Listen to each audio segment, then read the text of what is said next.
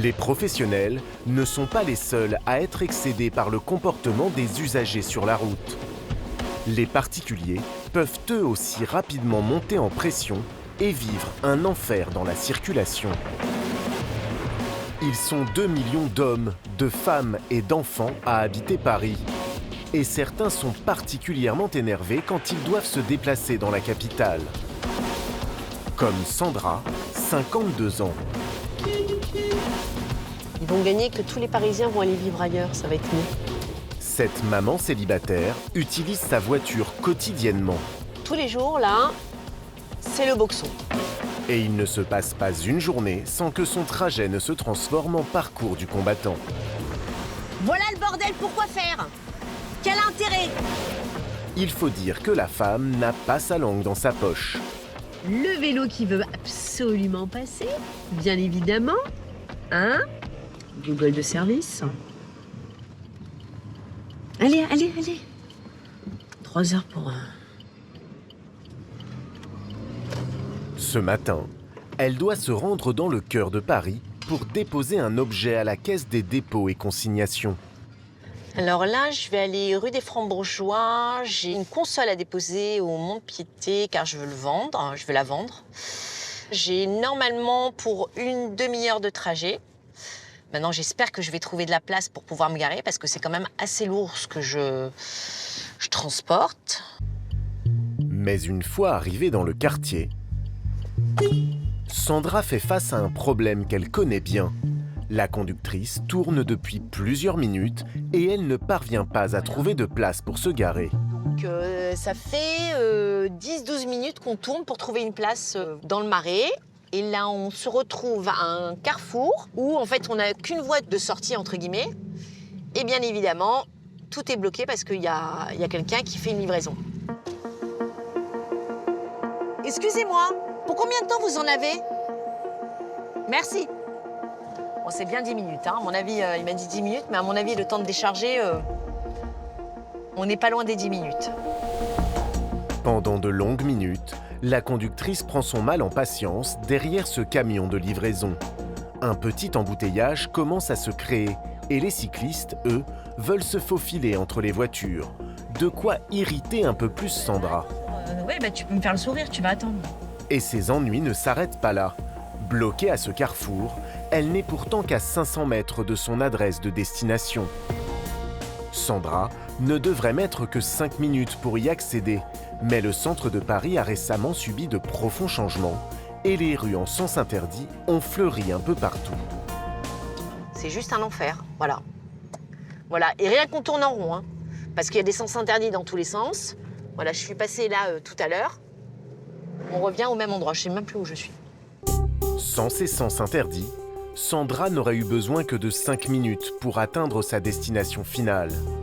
Mais avec les changements de signalisation, son parcours est rallongé et atteint au minimum 24 minutes.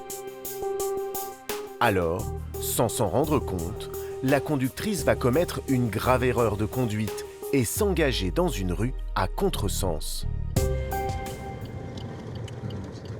Oh putain. Bah oui, mais il y a la voie de bus.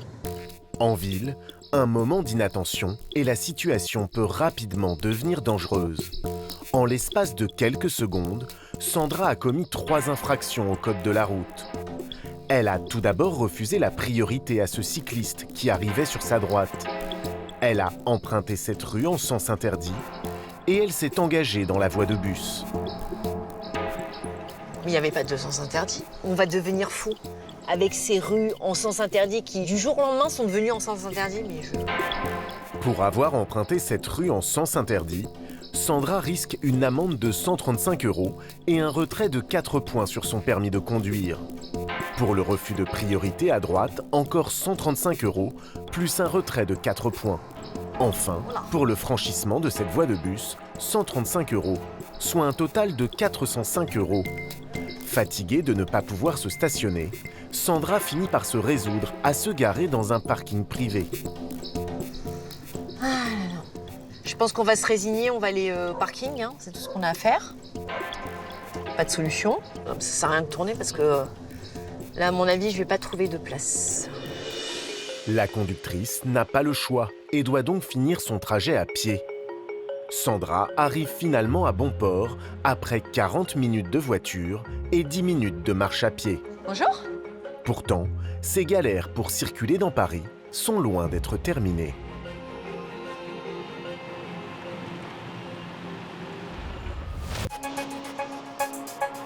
Oui, chérie. On va voir Nana? Retour chez Sandra, dans le 14e arrondissement de Paris. Ouais, chérie, ouais. Comme chaque matin, cette Parisienne accompagne son fils Sacha chez l'assistante maternelle. Auparavant, elle utilisait sa voiture pour le moindre de ses déplacements. Désormais, elle se déplace à pied, faute de trouver des places pour se garer. Oui, chérie, viens, on va traverser. Mais là encore, dès qu'elle sort, Sandra ne peut s'empêcher de râler. Ses cibles numéro 1, les cyclistes. Voilà, regarde. Hop là! Il y en a certains qui dévient, mais il y en a qui viennent vers moi. Alors là, ils sont pas déçus quand ils viennent vers moi. Bravo, monsieur. Très bien. C'est rare de voir un cycliste s'arrêter. Moi, j'ai limite envie de photographier la personne. Alors qu'elle marche sur le trottoir avec son fils, Sandra interpelle une dame à vélo. Et on a un magnifique exemple d'une jeune femme qui est avec son vélo, qui est sur le trottoir. Tout ça parce qu'elle veut marcher. Voilà, ça c'est fantastique. Oui, madame, alors on prend son vélo et on monte dessus, madame. Ouais, bien sûr. Mais bien sûr, madame. Mais bien sûr, madame. Vous avez toujours raison. De toute façon, vous avez toujours raison. Oui, bien sûr. D'accord. Mais bien sûr, madame. Mais bien sûr. Les vélos, c'est sur la route, sauf pour les enfants, bien évidemment. Mais bien sûr. À Paris, les cyclistes sont autorisés à rouler sur le trottoir s'ils descendent de leur vélo. Mais Sandra ne l'entend pas de cette façon. Les deux femmes ne s'écoutent plus. Chacune tente de convaincre l'autre sans succès. Mais oui. Mais oui. Sandra ne cherche pas à poursuivre la conversation. Ces altercations entre usagers de la route et du trottoir sont monnaie courante dans la capitale. Viens, chérie. On ne peut pas tout faire en vélo. C'est impossible. Il faut arrêter d'être égoïste. Il faut penser aux autres aujourd'hui. C'est tout. Mais c'est tout simplement une idéologie. On le sait très bien. Donc voilà, c'est tout. Ils veulent imposer des choses, mais il y aura forcément un retour de bâton. Les trajets à vélo sont les premiers modes de déplacement à Paris. Le business autour de ce moyen de locomotion fleurit et là encore, Sandra s'y oppose. Et son argumentaire est bien rodé. En fait, aujourd'hui, les personnes qui sont à la mairie de Paris veulent faire la campagne à la ville. Mais ce qu'ils ne comprennent pas, c'est qu'on est des urbains et qu'on a besoin de nos voitures. Donc là, par exemple, il y a un nouveau magasin de vélos. Ils ont fait toute une ligne. Donc là, il doit y avoir 2 ou 3 places de voitures qu'ils ont supprimées. Tout ça pour que la personne expose ses vélos. Voilà. Comme elle ne peut pas les exposer dans sa boutique, bien évidemment, elle bouffe la rue. Donc bientôt, on va avoir tout le long des vélos. Donc c'est très sympa. Très, très sympathique. Attiré par notre caméra, le gérant de ce magasin de vélos vient à notre rencontre et celle de Sandra.